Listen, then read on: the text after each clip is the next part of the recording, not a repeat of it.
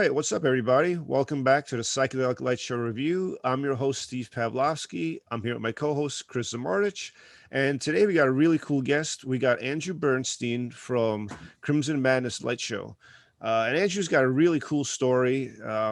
He's been in the thick of it. He was at the first acid tests. He was actually at the first Dead Show with the Warlocks. He was also part of the historic Light Show Guild strike. And he also has a book out called California Slim: The Music, the Magic, and the Madness. So yeah, Andrew's got a lot of really cool stuff to talk about. We're really excited to have him here today. So, all right, Chris.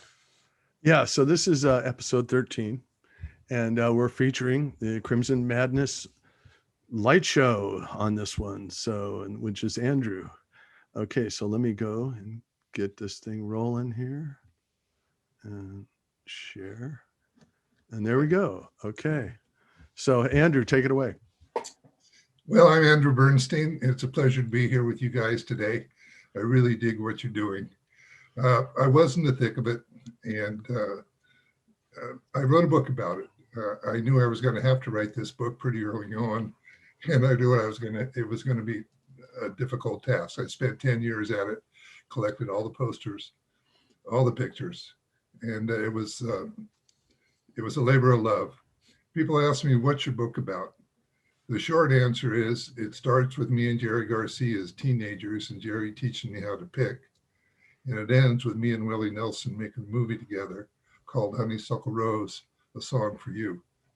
Now, if you have a wide open imagination and you use those as bookends, you can imagine the book is full of a lot of glory, a lot of fun, a little bit of bad behavior, and more than anything else, a love of the music and the times and the social revolution in music, literature, and art.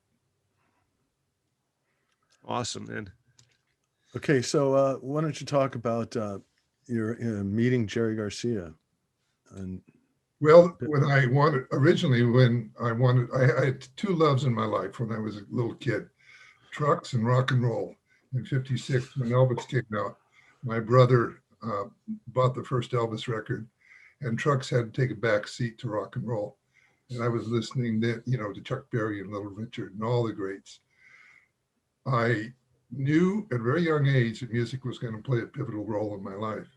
I wanted to learn how to play when I was 13 or 14, and the banjo was my choice. Palo Alto was a pretty small community at that time, and there was only one banjo teacher.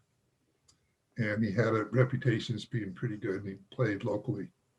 I showed up for my first lesson at 7 p.m. on a Tuesday night, and the guy in goatee and horn-rimmed glasses came out and said, "Are you my 7 o'clock?" And I said, "Yeah."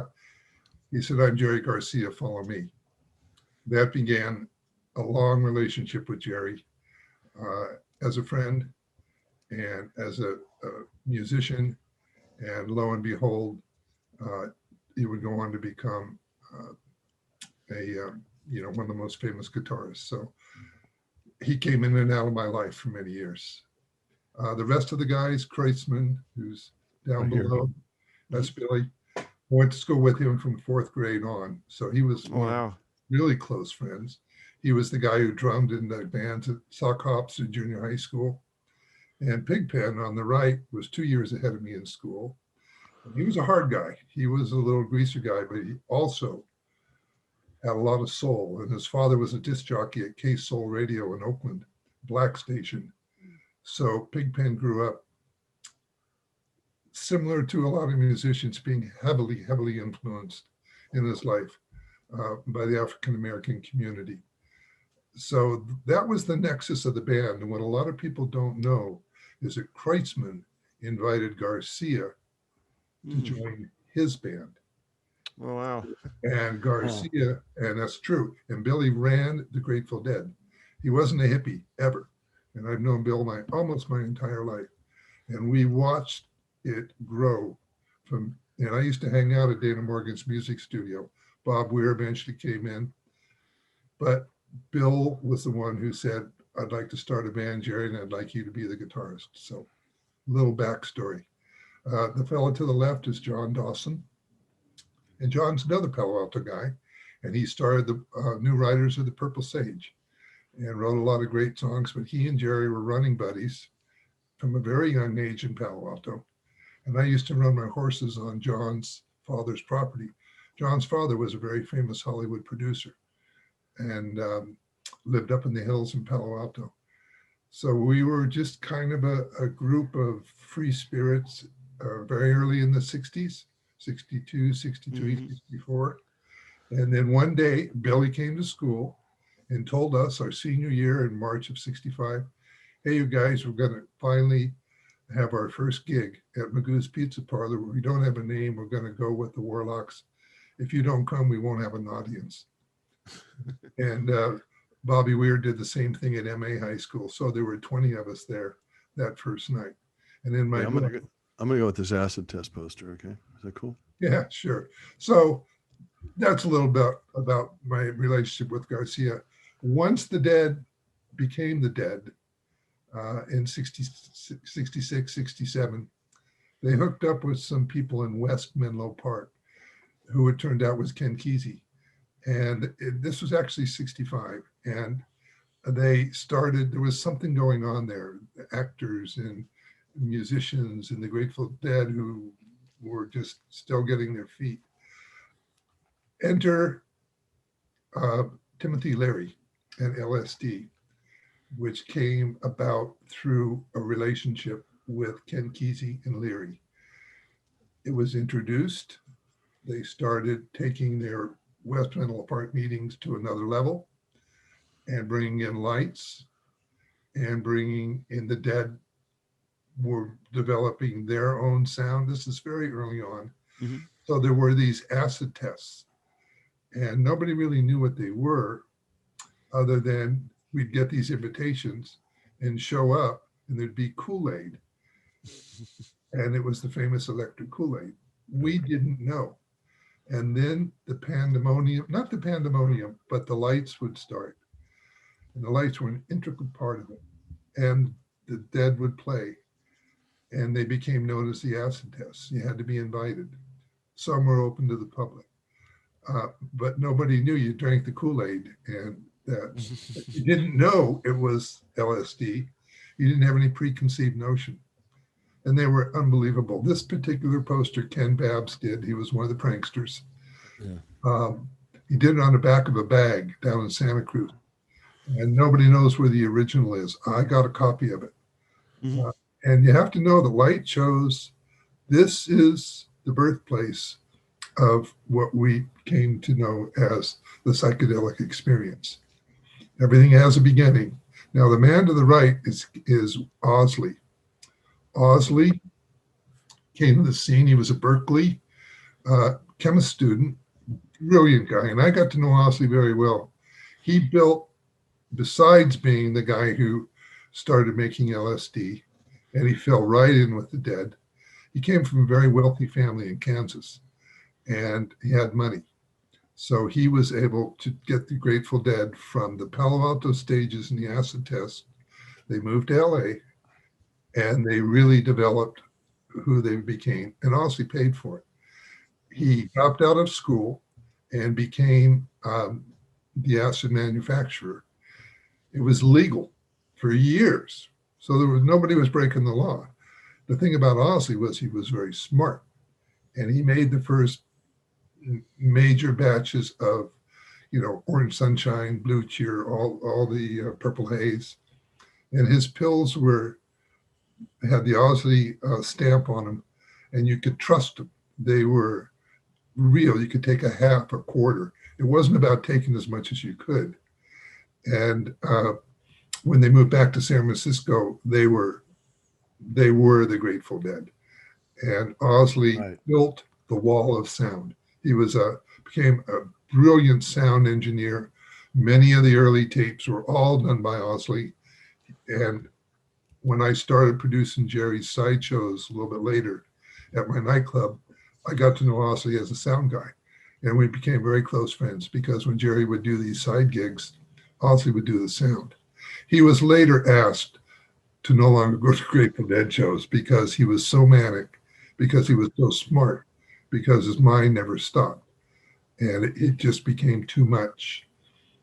He was always their friend and always stayed close, but a brilliant man, and had such an influence on the whole evolution of what we have come to know as psychedelic music. I don't want to overemphasize LSD. It played a role. Right. Using it, with an open mind, but common sense was always the best way to go. Mm-hmm.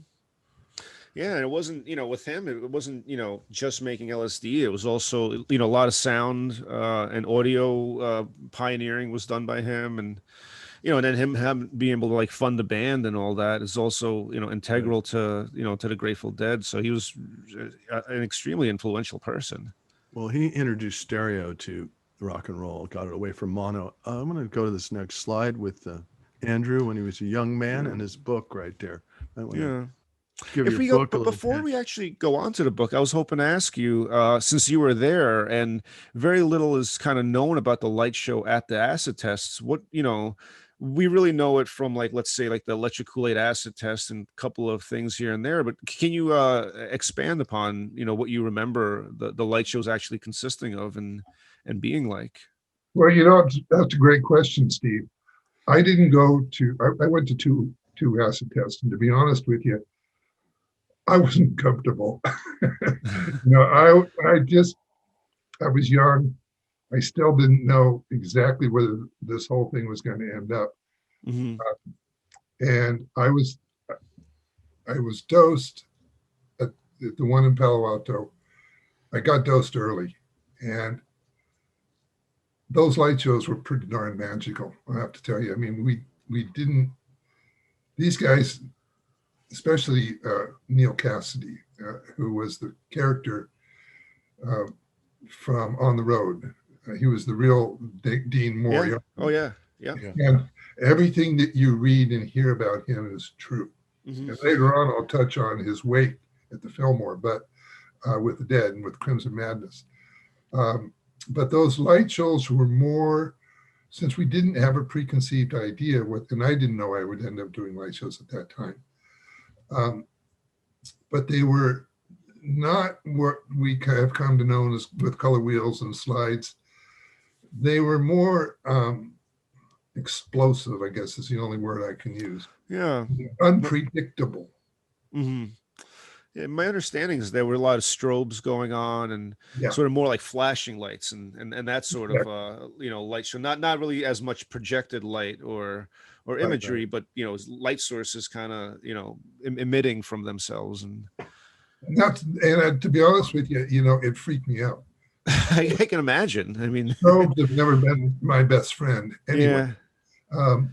But Cassidy was everywhere, and he was hanging sheets, and he I mean, the guy. So the pranksters were, like Cassidy was actually putting lights up and all that. Oh yeah, absolutely. It was all, and the more light shows they did, the more sophisticated it became. And my understanding is that some of the last ones, they were actually getting into some fairly sophisticated. But I was at the early shows, Yeah, right. So still developing. Yeah, but it was too much of a sensory input for me. I can imagine. Well, in Rock Scully's book, he talks about this tower that Kesey built, and they were all up on the tower shining lights down and with microphones. Hey, you over there, you're seeing yourself, I mean, it was but it was, just as I like to tell people, the award shows that you see before COVID, of course, but the big glitzy Hollywood produced shows were a direct result of the light shows of San Francisco. I mean, they ripped us off for everything and just, magnified it by powers of 10 and digitized it. And those shows at the Fillmore were an outgrowth of what they were doing at the acid tests. It's a straight. Absolutely. Yeah. Okay, so let's should we go to this crazy Crimson Madness picture? So we did mention the book, right? This is your book. Yeah, this is a spot on the book right now. People want to tune in or tune out, but give a little promotion where they can get this book. Well, you can get it anywhere. You can. I prefer to have your order. It sold 20,000 copies, by the way. I'm very Oh, proud. congratulations. Yeah, I can great. get, it took 10 years to write, and there's 100 pictures and posters throughout it. And when I said that, it starts with me and Jerry Garcia and ends with me and Willie Nelson, they're bookends. I'm still very close with Willie and the boys. I toured with him for 3 years. And I brought a little bit of the San Francisco magic to a bunch of wild Texans, is the way I put it. Mhm. So, the first 2/3 of the book is about my life in rock and roll in San Francisco. Personal experiences with all the artists. They were all friends because I promoted them. It's not who I knew and who I got high with. I worked with them. I produced shows. I did lights. We did management. We did local tours around the state. We were a busy bunch of guys, and I ended up with Willie through placing a bus driver with asleep at the wheel, who later became Willie's very first bus driver. And he told Willie all about this guy in California named Andrew Bernstein, and Willie quickly named me California Slim when he met me, and invited me along for the ride for 2.5 years. I was kind of the guy that helped keep everybody in line at Willie's behest. So he's a dear friend and a wonderful man,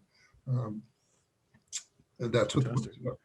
All right, so let's see. Do you want to go with the van and the house and your first gig with Crimson Madness? Does that sound good? Sure. All right, here we go. All There right. you go.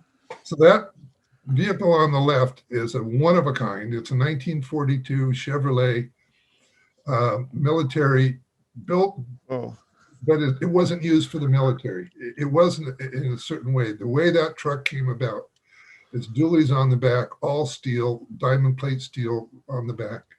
It had a huge, thick plank on the floor, and it was from the Castro Valley Fire Department. Castro Valley is over by Hayward, which is in the East Bay. And during World War II, early in the war, military planes used to land at the Hayward Airport, which is still there, which is out on the mud, used to be out on the mud shoals of the San Francisco Bay in the East Bay. And they'd have blackouts back then because it was during wartime. And a big military plane crashed out on the mud banks, and they didn't have any way to fight the fire and no lights. This became a generator truck, which was built to power lights and pressure to the trucks should the power go out. That's what its life was. I got it from the Castro Valley Fire Department when they retired it. And it was a great truck. It was right out of the comic books. mm-hmm. And It's beautiful. a beautiful truck. And that carried our equipment. That carried Crimson Madness until we retired the light show. And get a lot in. So who were the members of Crimson Madness? Well, Crimson Madness was started by a guy named Raleigh Grogan. And he was a high school friend of mine.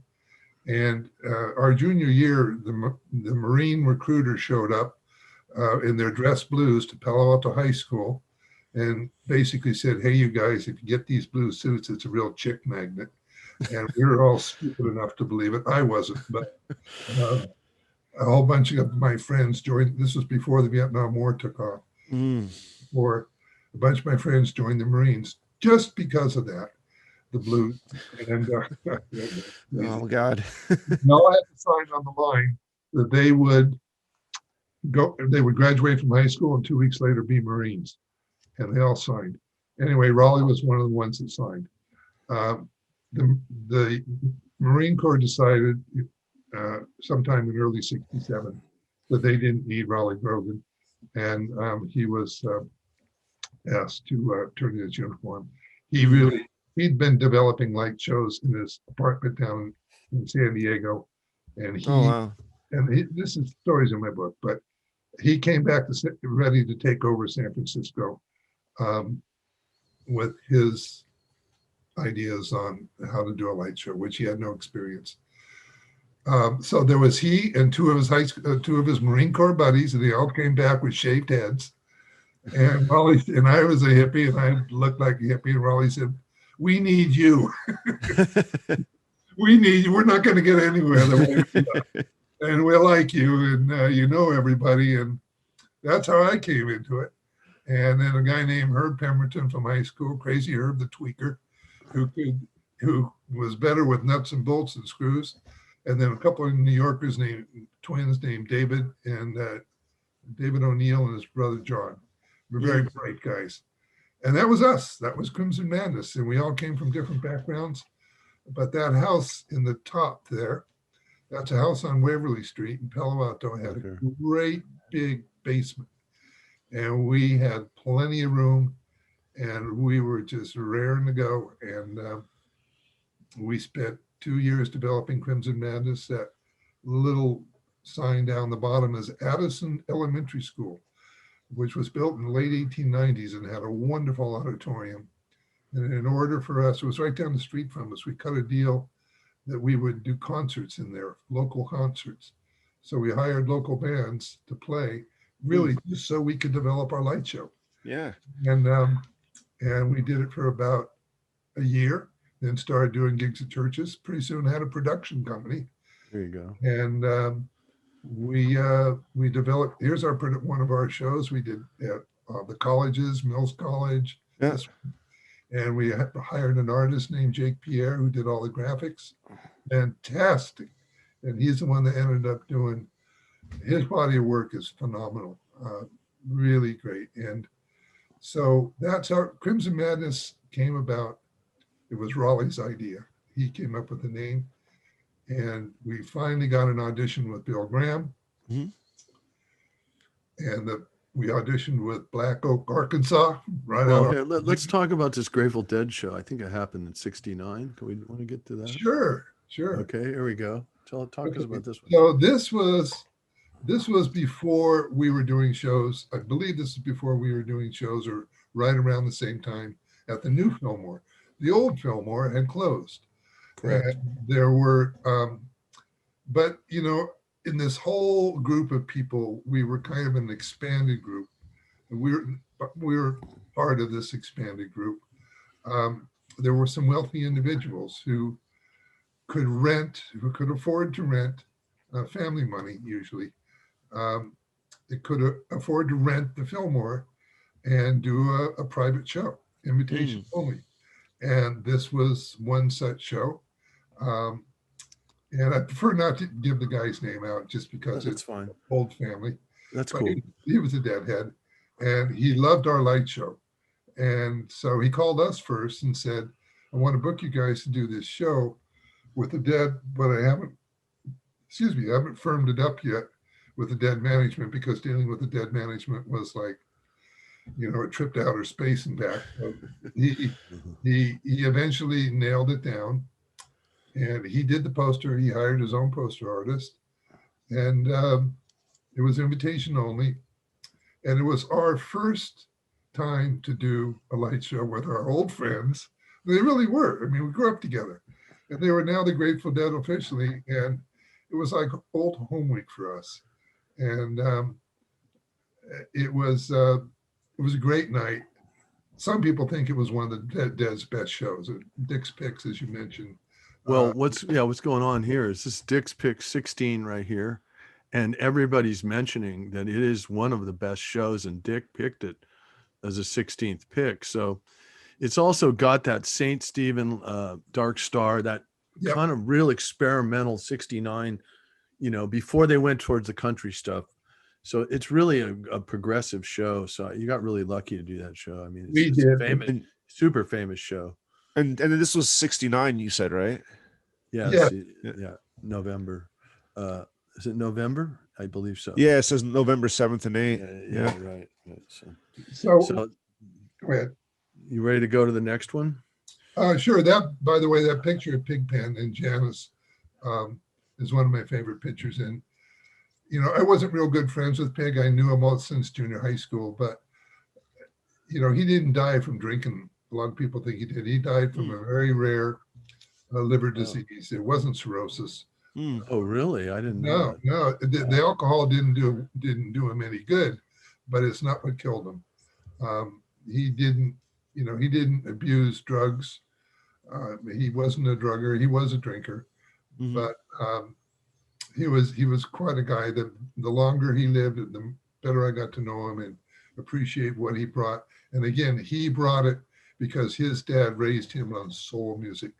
He was a soulful, deeply soulful man. And when he met Janice, the two of them were like these two old souls, and they were so funny together, and they had such respect. Remember, I saw this stuff close up. This isn't what I speculated happened. Yeah. This was a coming together of these two wonderful souls, both left. Awesome. Yeah. Well, Pigpen was great musician, and it was kind of his band at first, I believe. He was a big part of it. Yeah, he was kind of, anyway, here's the next slide. Yeah, it's just really cool that those two met each other. And it is. So there's Crimson Madness again. There's your poster artist. Yeah, that's the same guy that made the other one, right? Yeah. So this is Jake's work. And that's Jake playing the guitar. He was a surfer. He was just from San Diego. And, look at the fish with the breathing apparatus on. Jake was very, very, very early on environmentally aware. He looked like a mountain man. I mean, he didn't look like a California surfer at this point. He's a musician, still a musician. Mm-hmm. And this was one of the shows. This is when we were developing Crimson Madness. He developed that logo for our show down there. Mm-hmm. I mean, we did several hundred shows before we ever hit the Fillmore. This was our production company. This was Cabrillo College down in Santa Cruz. And we would do these posters. Jake would do them. I just love them. And Together was a band that we produced. The organ player in Together was Corey Lirios, who later started and was a member of Pablo Cruz. Corey was with us from the very early days. So this was an example of like the Addison School. We did a poster, we did Crimson Madness, and that's how we developed our artwork. Yeah, I like to ask. So, the kinds of gigs, outside of the Fillmore, we hear so much about the Fillmore and the famous venues, but, you did a substantial amount of work just, locally. And so, what kind of places were these? Were these like schools or, auditoriums or, parties? We didn't do any parties, but we started at Addison School in Palo Alto. Then we developed this production company. We hired these bands like Together, Blue Mountain. And we approached junior colleges. This one was a junior college. We approached churches. And then we got on the circuit of junior colleges throughout Northern California. Then we went up to Tahoe. Chris, you said you were at some of those shows. We did gigs up there during the summers. Yeah, it's called the Fun House, I think, in South Shore. Fun House, South Shore, and then there was the Crystal Palace was on the the King's Beach Bowl was in King's Beach Bowl. That's the one that we did. Remember, okay, remember. All right, well, yeah, and the Dead did their album there, recorded one of their albums there. Yeah, so we did, and we were doing the Fillmore. It was in '69. We'd be doing the Fillmore and this. So we had a small crew up at Tahoe, and then we were doing the Fillmore, and those were great shows. We brought the Chambers Brothers. We were living in teepees, government teepees way out in the woods. And we did a show with the Chambers Brothers, and they had never tried LSD before. And we turned them on to LSD and changed their lives. Chambers still tells me when I see him, "Bro, you changed my life." Lester, yeah. And they came out, all dressed in the nines with leather boots. And we were living naked out in these teepees, And we go in at night and do the shows. That's just kind of a side thing. But to your point, we did the junior colleges all throughout Northern California. We were taking it on the road. Mm-hmm. And, that's how, again, just a bunch of guys saying, we can do this. We can get it done. And what kind of equipment were you guys using at this time? We were using Kodak carousel projectors. I mean, we grew into the standard stuff for the most part. But it was only, we carried our own screens, which was my uncle had a darkening drape company, believe it or not, in Oakland. And I went to him and I said, Uncle said, I need some screens. I need some screens that we can travel with. And, I need them to be, not real shiny and somewhat opaque. Yeah. And we needed to have bars that we could pull together and take down. And he came up with the design. And so we could do outdoor areas with them, believe it or not. We did some down in Boulder Creek. It was all creative though, we go to the Navy surplus stores and buy these rheostats that sometimes we had to rebuild them. But we were traveling with carousels and overheads. We tried different overheads. We built an infinity machine, which I'll touch on a little bit, but we painted our own slides. We were very popular at the arts store, at the hobby store in Palo Alto and Mountain View. And we got into video very later on. There was an outfit called Video Free America in Berkeley, which were some genius guys. That's the only way I can describe them, who hooked up with us, and Dr. Zarkov, Vince as well. Oh, right. And Dr. Zarkov, you ever heard that name? I know from Flash Gordon. Oh, okay, there was a light show on a birthday. There's a light show called that, correct? Oh, wow. Yeah. And that was Vince. Anyway, we were shooting 16 millimeter video feedback shapes and frequency controlled shapes right off of an old tube screen. Oh, okay. Then we would take those and loop them, and we take them down to Palo Alto to another place. They weren't looped yet, and he would dye the film colors. Oh, wow. And that's really cool. It was so cool. And then we would loop them and shoot it again, so we had the mix of the colors, and then we could run them at the Fillmore on three different. Wow. We used them. We run 3 different 16 millimeter projectors with the loops, and this was for our center stuff. We didn't use it on the sides. Yeah, and we do about that. And we bring liquids in, and then we bring in. Have you ever see the 16 millimeter film of the horses running through the fire on the beach? Yeah, I've seen that. Yeah, and then we bring that in. I tell you, we get standing ovations at the freaking Fillmore. I've actually used that film. Okay, I'm going to go to your Fillmore show here. So that's really cool that you guys, I mean, we're doing video feedback, even though it's, scanned and put on film and then colored. I mean, that'll process alone is really cool, but that you were actually projecting, video feedback, so early on. I mean, before you can even really, do video projections, you guys were doing that. That's really cool. I never heard of that being done like that, and especially so early on. It was thanks to those guys at Video Free America. Yeah. They were all over.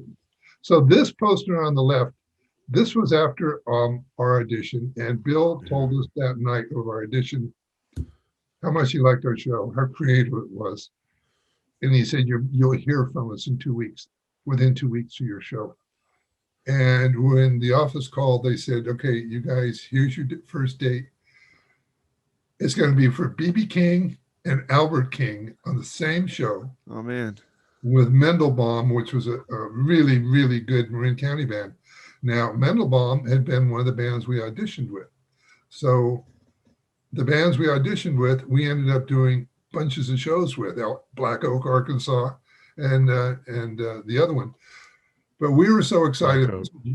Black Oak and Black Oak. Iron Butterfly. There was Mason Prophet. Oh, Mason Prophet's down there. Yeah, that was the third act. Yeah. So, but B.B. King had a hit at this point called "The Thrill Is Gone." So this was shortly after. Well, it was actually "Thrill Is Gone" was the #1 hit, and America. B.B. King had been around a long time, but America was now, and particularly the young people. I mean, B.B. King was the man. Albert King has always been the sharp-edged, player he is. Right. Now, these two guys weren't friends. In fact, they didn't like each other. Oh, man. And, I can imagine. And only Bill Graham could have put this together. And, neither B.B. King or Albert King knew anything about psychedelics. They probably smoked weed, everybody, back in the old days.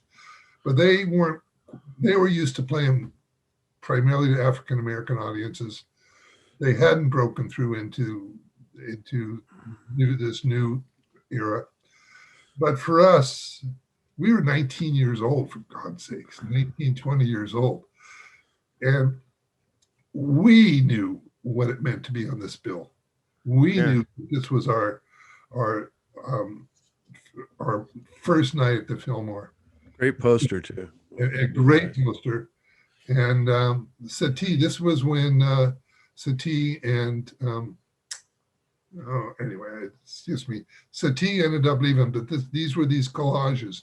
Satie was quite a guy. So, you know, the way the Fillmore worked was you had your headliner. Well, who was the headliner going to be? So what Bill did was he alternated them. One night was Albert, next night was BB. Next night was Albert, next night was BB. I see, yeah. And that way everybody got a chance to be the headliner. And of course, the music was fabulous. What was most surprising and almost overwhelming is these two, at that point, older African-American gentlemen playing in front of a white, long-haired, pot-smoking young people who just went nuts for these guys.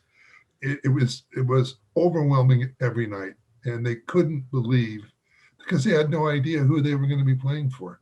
Right. And acceptance and the adulation and the love of this music. And of course, the Fillmore lights, you had to do the sides, and the sides were long. You just didn't have to do the back. Mm-hmm. Yeah, and it was a low-hanging ceiling because it was designed to be a Cosba in the 30s. So you had to shoot under the Cosba and with these strips down the ends and then a bigger in the back. And we could do it and we filled it up. That meant these guys were watching the light show. They'd never seen yeah. Yeah. Yeah. Exactly. That's cool. It blew their minds. So it was must have been so inspiring for them, and just total perspective shift to be part of that.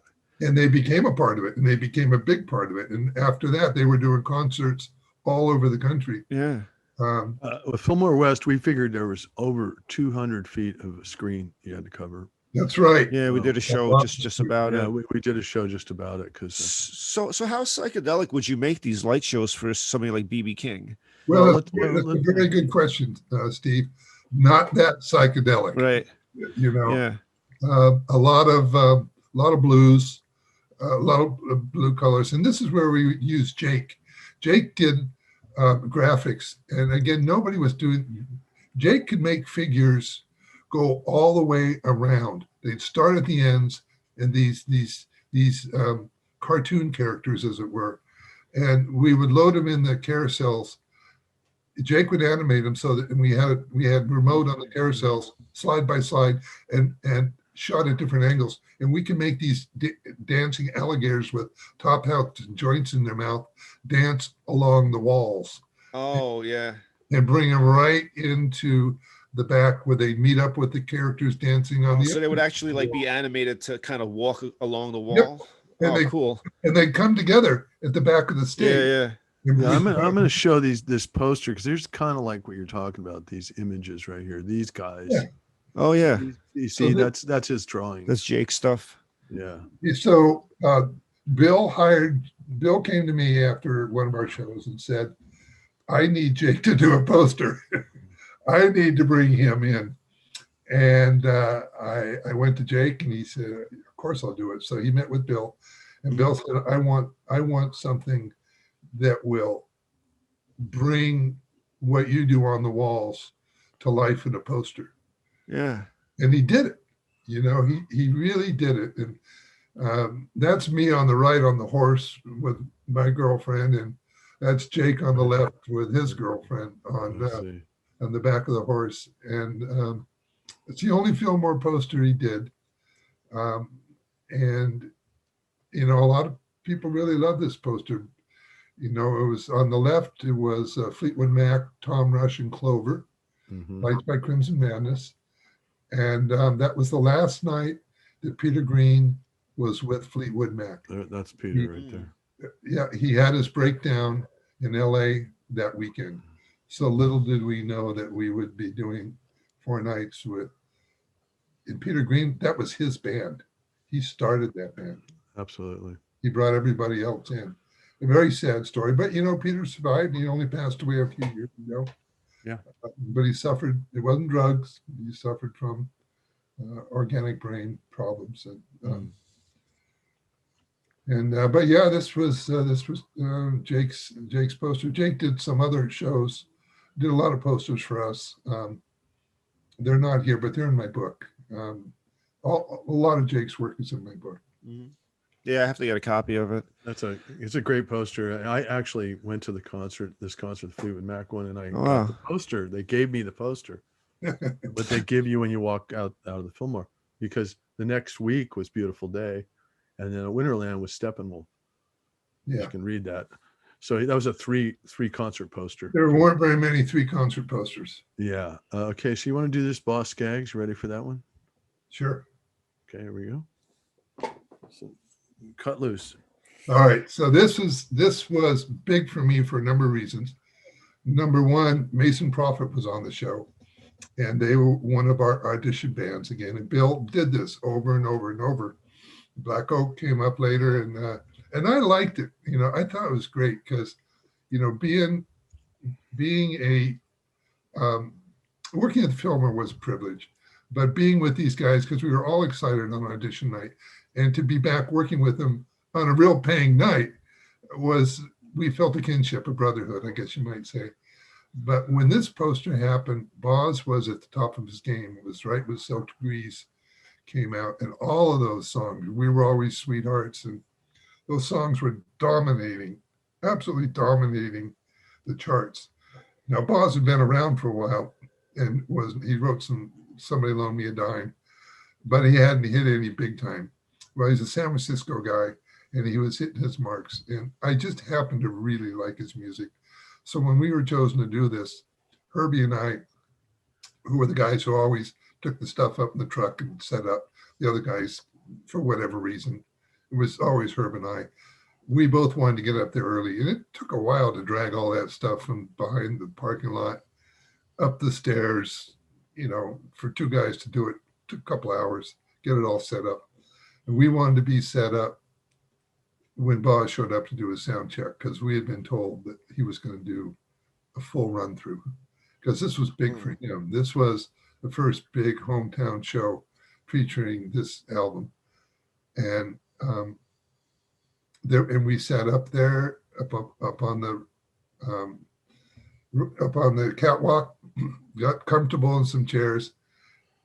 And for me, it was almost a spiritual experience being in there alone, and Boz running through all these great tunes. I know it sounds kind of mushy. It might have been his first headline show. You know what I mean? Because he was always kind of a second liner until we were booking him at colleges. Yeah, right. Mills College. So yeah, you're right. And we booked him at the county fair down in Santa Cruz. So if we were booking him, we were small potatoes. Right. You're right. This was one of the breakout shows. And it was such a privilege to do those 4 nights. And also with Mason Prophet. And I'll say this about Mason Prophet. They'd never seen a light show before the audition night. And I think this was the 3rd show we did together. And those guys absolutely loved our light show. And at some point, they were watching the Critters, and you could see them. You could see their eyes just open up, and they were watching. And at some point, they just stopped in the middle of the song and said, "People, I want to hear it for Crimson Madness." Everybody stood up. That's That's great. awesome. Yeah, it's the only time I can ever remember that happening, either as a performer or in the audience. So that's a little cool. bit about that show. Very Let's cool. see you when you were a young light show artist there. Yeah, fuzzy So, boy. back in the day, I was living up in La Honda when that picture was taken. beautiful. Now Yeah. you're like 6'6" or something, 6'7". Yeah. Wow, I could see you were tall in some of the pictures. So It's you're a big guy, man. Big guy. We'll see that later. Okay, here's another show that you guys did. The Shauna Na, Elvin Bishop, and Crimson Madness, Tower of Power. So that's a cool poster too. Yeah, that's a really cool poster. Yeah. Elvin was Elvin became a good friend when we had our nightclub. Elvin used to love to come down and play drummers, and Elvin's a great guy, just a fantastic guy. Tower of Power, Bay Area band, and Sha-na-na. What can you say? I see Black Sabbath was there too. Well, I went to that show, that Black Sabbath, James Gang, and Love, which was first Sabbath tour in the West Coast. I mean, first album. It was that, because I was a Sabbath fan. I was a little bit younger. I was like a teenager at that time. Yeah. Okay, who is the light show? It says lights by Sputniks or something. I don't know. I can't really tell, but I'll tell you who it is. It's the Crimson Madness and the other one, lights.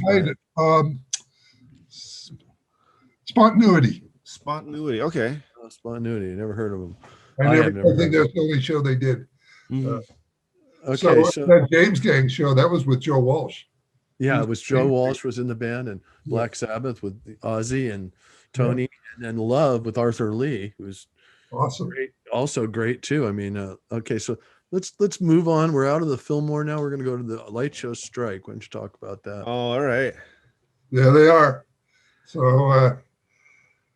So we and all the great light artists are in this picture. Glenn McKay's down there, Jerry Abrams, and all the light artists. We didn't get paid very much, and there I am with it's sort of in the middle, the tall guy. That's you right there. Yeah, and we all liked each other. We were all friends, and we had respect for each other, with the exception of Little Princess 109 a little bit. But I mean, they were good guys. But we all collectively decided we needed to form an organization because Bill wouldn't put a show on. Neither would Chet Helms, without a light show. So we were a big part of the deal, and we were getting next to nothing, like $150 a night or $100 a night. Some things never change.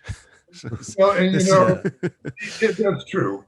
But I mean, it was different. Bill Graham was making a lot of money, right? And my relationship with Bill was good because he loved our show, and he was good to us. He did his birthday party for me. My 21st birthday was at the Fillmore, and he had to make a big cake, and we all put cake in each other's face, and we played basketball. There were these great basketball games against the Fillmore, and the bands and the light shows we played. So I was part of the family, but what happened, and all the other light artists were too, but we needed more money because the equipment was expensive and gas and everything. We needed to make some money. Sure. So we organized the guild, and now remember, Bill was from New York, and Bill's history, I won't go into it, but he was an orphan, Holocaust survivor, and he had cut his teeth on the streets of New York. And when Bill went into New York mode, there wasn't anybody that could top him. And we basically said, well, here's what we want, or we're not going to do any more shows, period. And we're not going to pick it, but we're going to make it, we're going to get into the press. People love the light shows, and we need some money. Not a lot, $200 a night, I think was what we were asking for, maybe $225. So we went out in the middle of the summer, in the middle of the busy season. And the only ones that scabbed were Little Princess 109. And we were out for 2 months. So they got all the shows for 2 months. Oh, wow. So it went on for 2 months. Yeah, went on for 6 weeks to 2 months. Oh, wow. Finally, and Raleigh was on the negotiating committee with Bill. And we were doing Tahoe at the same time as the strike was going on in the summer. And I would come down with Raleigh for these negotiations with Bill. Now, I didn't go in the meetings, but I would be outside the office. And you could hear Bill from 6 blocks away. You was no good. Banging the table, banging the table. It was a trip. We'd get scared somebody was going to get hurt. But in the long run, we and Chet wasn't any better, to be honest with you. Chipmunk, or Chet Helms. He was. Chet. Yeah, he was. he went where Bill went. So, but eventually it happened, and it was good. But this is the whole group of us. This was in the Yeah, Chronicle. can we go through the names of the people there? Yeah, it's kind of hard. Number one is Glenn That's McKay. Brad McKay. Four is Jerry Abrams. Let's see. And That's Glenn right there, number one. that's Yeah. Glenn there. Yeah. As far That's as Jerry too. Yeah, that's two is Jerry. Okay. Vince is three. Oh, Okay. And Raleigh is up and to the left, my partner, with the hat here. on and the Fu Manchu mustache. I'm Between up to the left, huh? down, first row. Oh, first row. Oh, right But here. there, that's Raleigh. Okay, I got you. And Vince is the guy I told you, I think number three. And to be honest with you, I don't know. I can't remember. Yeah, it's hard to see, but that's Yeah. cool, man. I mean, I'm glad we got. Oh, thanks to Pooters for this shot. oh yeah, Letting us to use it. We really appreciate it. right, yeah. Light show site if anybody wants to go on. Yeah. Pooters Psychedelic Light Show Index. It's Okay. one of the best sites out there. So now you've got out of San Francisco and you've become your own promoter at your own venue, right? Venues. Yeah. Well, after Bill closed, I will say that Bill picked us for one or two of the last nights of the Fillmore. Everybody got a shot. His favorite light shows. Right. Bands. Uh-huh. And we did, I think, a beautiful day, Mhm. and we were real pleased to be picked for one of the last nights. Mm-hmm. So, but when it closed up, we closed down the light show. There wasn't really any future in it for us. And but go ahead. But before 71. but before we move on, to the next thing, what were the repercussions of the light show strike? Did you guys get more money? And then I've also heard that it kind of made Bill a bit weary of light shows afterwards. Well, it did. And everybody could kind of see that there was change in the wind. Yeah. And the concerts had gotten, Bill wanted to do something else besides that. He ended up building Shoreline Amphitheater down in Mountain View. That was that was him. Oh. that was him. Yeah. And Oh, and Winterland was shut down. And the places where he was doing shows were old. The Longshoremen's Hall.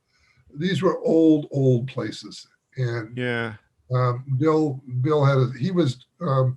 got into production with M&M Productions, and he was doing the Rolling Stones tours, and he was doing real big tours. And he had bigger plans, and Fillmore was a pain in the ass, to be honest. Well, he did his he had Winterland going throughout the 70s. I'll just cap it real quick because I'm a historian on all this. And they had to use 4 or 5 spotlights. And so you got to pay union guys or a guy to run it. And the spotlight costs money to rent.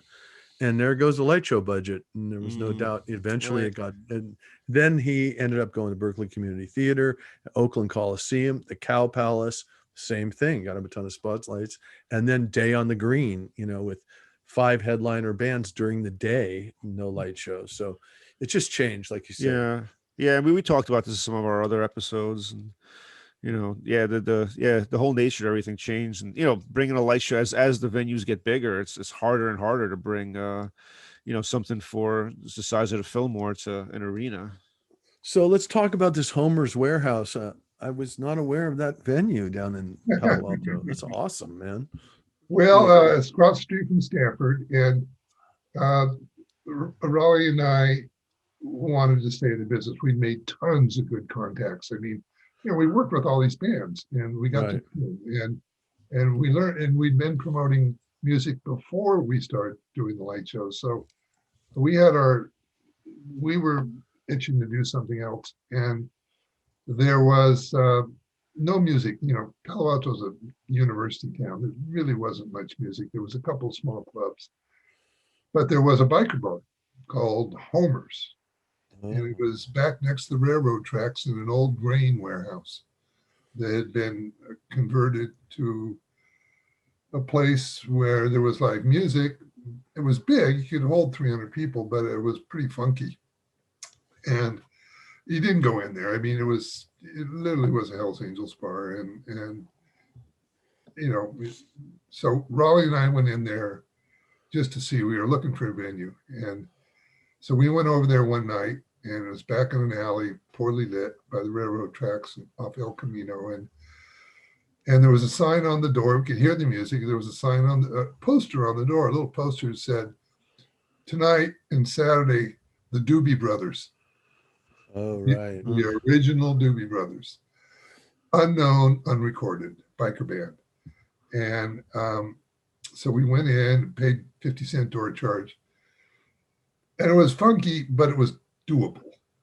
And so I got the manager's phone number from one of the waitresses. And 2 weeks later, Palo Alto Times, patron stabbed at Homer's, please shut it down. Oh. And the guy wasn't killed, but with an ice pick and on the ramp going to the front door. We immediately called, we saw it as an opportunity, and we immediately called the owner and said, hey, we'd like to take it over if the city will let you open it up. And he said, well, it's not going to be immediate, but call me back in a couple of weeks. And we did. And he said, the city said they didn't pull our license. So we signed a year lease. We put $15,000 into it to clean it up. Started booking bands, and lo and behold, Jerry found out about it, and he was looking at a venue. He was looking for venues to do his new bluegrass band, Old and in the Way, with Vassar Clemens and Peter Rowan and John Kahn.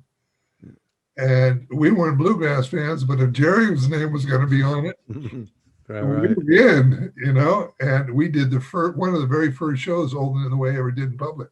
Wow. Was at Homer's. And of course, that put us on the map. Okay, here we go. It's all in the book. There we go. And next thing, we were cooking along. We were bringing in. There was another Joe or Merle and Jerry.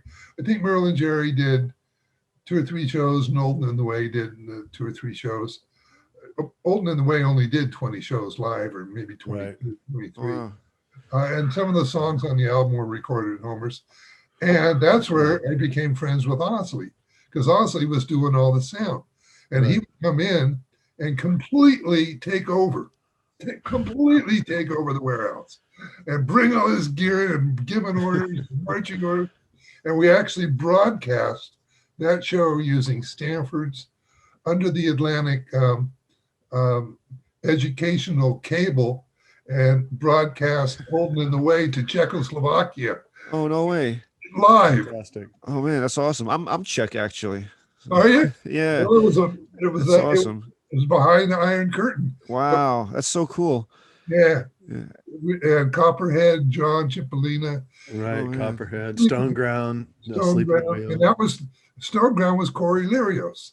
That's on that picture. Corey is the guy with his mouth open on the left.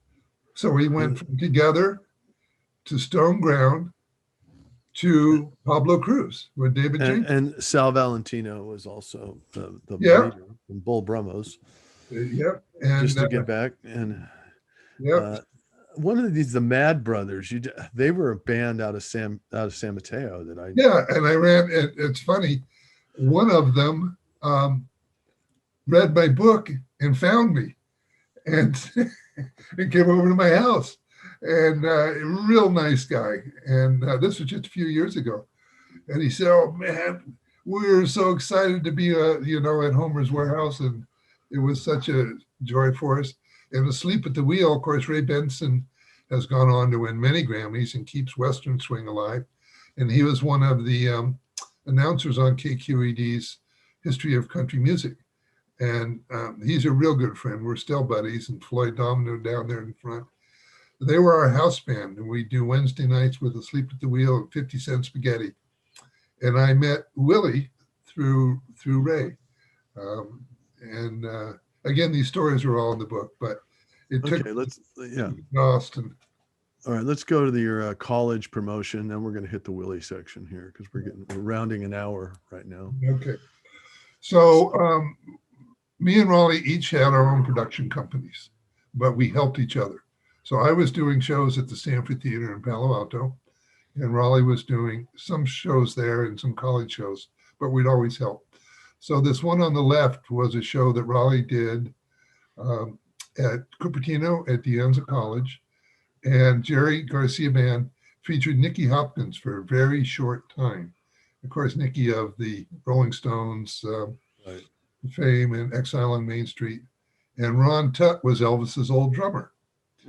And John Conn, great bass player, Jerry's close friend. So we did that show and Jake did the poster, beautiful poster. And he did both of them, or the one on the right?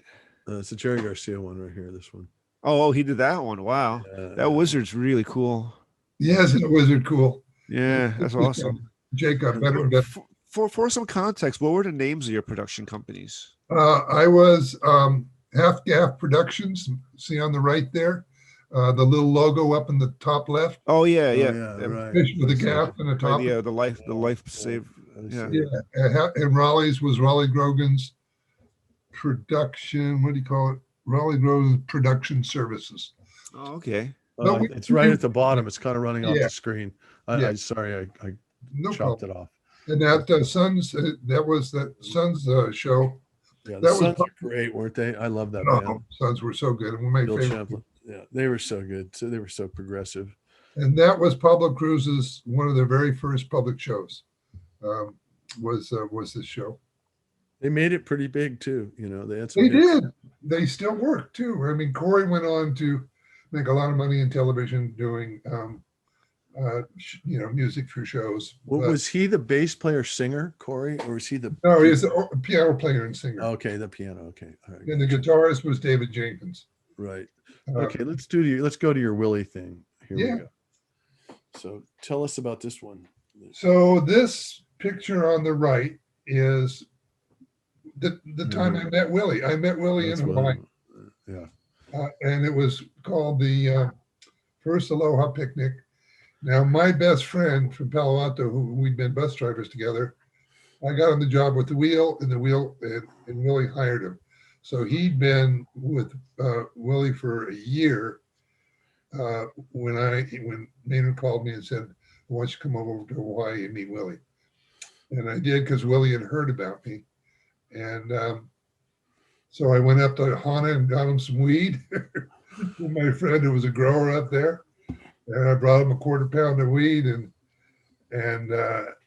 we hit it off immediately. And Willie invited me along for the Stardust tour and tours after that.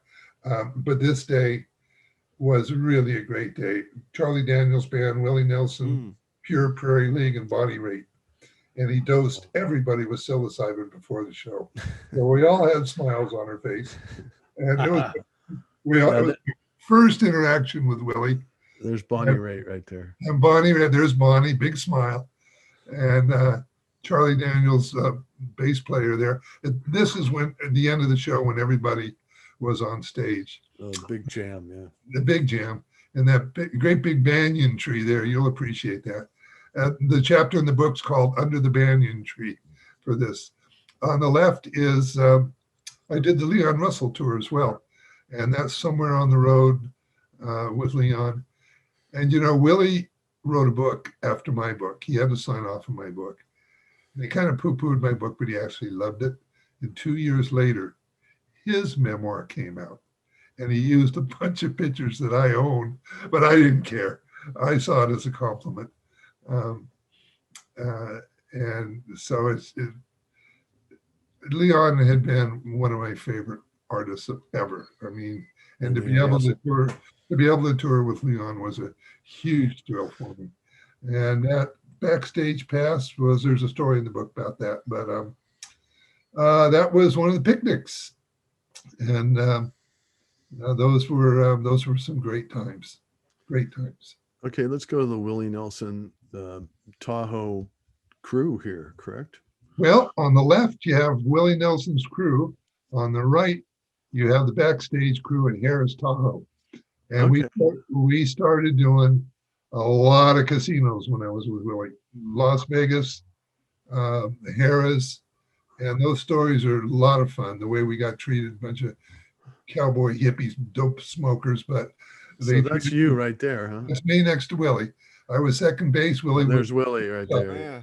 yeah. And so we would play these softball games, and they were serious. Willie likes to win. And we would play all day, and the Hells Angels hijacked the bus on the way back to Harris, and that's a great story. So it's just crazy. Threw the bus driver off and took off. We were all drunk, and oh my God. So I don't know how we survived some of this stuff, but those ball games. Now, down the bottom to the left is Grady Martin. He was Elvis's studio guitarist, one of the very best. He toured with Willie for a while. Down the bottom left, the guy with the hat. That's Right here? Grady Martin. I see. And great days. So that picture on the top right is coming off of the Leon Russell tour. Back home, I had my Shoko T-shirt on, and Oh yeah, my son and my daughter on my lap. Yeah, Shoko. They did everybody. And, right. and that poster down below there, that's one of Jake's early work, and I used that picture of me, rendering of me from the poster on the cover of my book. Yeah, right. And so let's go back to that book here. So I put this liquid in here, some Crimson Madness liquids, and Great. there's your book again. So There it is is. there a place you can order it online or something? Yeah, you can order it on Amazon, Barnes and Noble online. You can go into your bookstore and order it. I like it, people to promote their local bookstores. So yeah, it's just Google California Slim, and it'll tell you every place you can buy it. It's available everywhere. Awesome. If the store doesn't have it, they'll be happy to order it for you. Yeah, that's Okay, awesome. why don't we go back to the three of us? And it took you 10 years to do it. It took me 10 years. I wrote Wow. I wrote 1,000 pages, and I had to bring it down to 380. And Yeah. Wow, that's tough.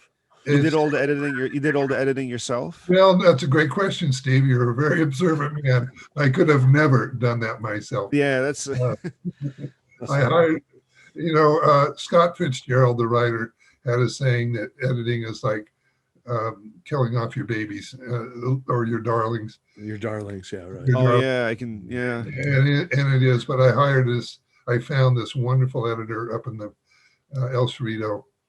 It took us 2 years to edit it from 1,000 pages Oh, down wow. to 380, side by side. And it's just probably wise. Yeah, it's just wise to get somebody else to do it for you, because it's those decisions must be pretty hard to make, especially when you've got 1,000 pages. And yeah, that's a very good the Scott Fitzgerald quote. That's a very good way to put it, I think. Yeah. All right, hey, let's We sign had a off, lot guys. of fun doing it. We're at our limit here. Okay. All right. So anyway, Andrew, hey, it was really nice meeting you, man. And Yeah, man. Great stories, fantastic, man. Well, hey, what about this machine? Oh yeah, tell us about the You got to tell us about the machine, the Infinity Machine. Infinity Machine, right? Yeah. That was David and John, the two twins from New York. That was their brainstorm, and they worked on it. We finally got it going, but it was really based on a kaleidoscope with mirror pieces. But instead of one rotating cylinder, they actually had two rotating cylinders, and they had it. So the light was in the back, but the way they had the refractors on it, the light would get bigger as it went towards the middle of the tube, and then tighter as it came back. So you had double rotation. You had light that could be shot from an angle, narrow to wide to narrow, and it had lenses in the front. So there wasn't. So was it like a tube, and the light? It was a tube. It was a tube. Okay. Yeah. With two counter rotating kaleidoscopes inside of it. Yes. Oh And wow. then a really, really powerful light source in the back, Yeah. I assume. Yeah. Oh wow. And then a lens to focus out, right? Yeah. Lens to focus out. Oh man. Yeah, it Very was cool. It was very cool. Yeah. So, Okay, well, we know because I'm really excited about that machine here. I wonder where it is today. Who knows? somebody's got it. Yeah. Yeah. Speaking of stuff, what about the films from, like, let's say, like the feedback and all that? Is that stuff still around, or is that lost to history? It's lost. We tried to archive as best as we could, but it's all a memory at this point. It's a long time ago. You know, Yeah. And hey, thanks for getting the pictures and stuff, because we really worked on that, and it worked out. I think the show looks pretty good, and I'm very Yeah. impressed with there what was you enough did. stuff to pull it off. So Yeah. Thank you. it worked well for us. So thank you. Yeah, man. Thanks so much Yeah. for coming on the show. Really enjoyed talking with you and hearing your stories. I'm looking forward to reading the book. So, Good. yeah, really cool. Well, thank you Yeah. guys very much as well. Yeah, really appreciate it, man. Thanks for sending me a copy of the book too. Yeah.